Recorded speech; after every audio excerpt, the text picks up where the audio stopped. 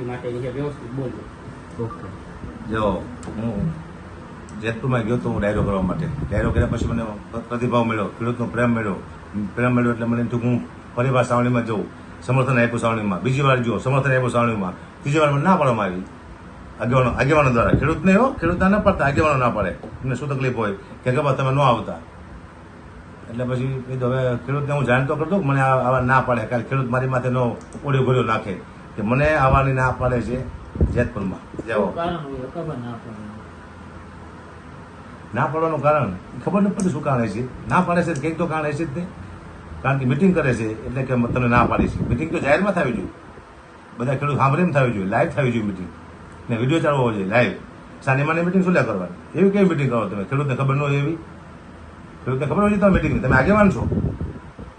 હું આગેવાન હોય હું એકલો મિટિંગ કરું કોઈને આજે એનું ગમે ત્યાં મિટિંગ કરવાનું હોય.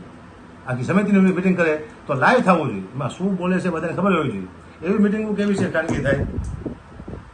ખેડૂતને ખબર પડવી જોઈએ કે આપણી માટે કોણ લડે છે, શું લડે છે, આપણી માટે કોણ શું ન્યાય માંગે છે. લાઈવ ટુ લાઈવ થવું જોઈએ.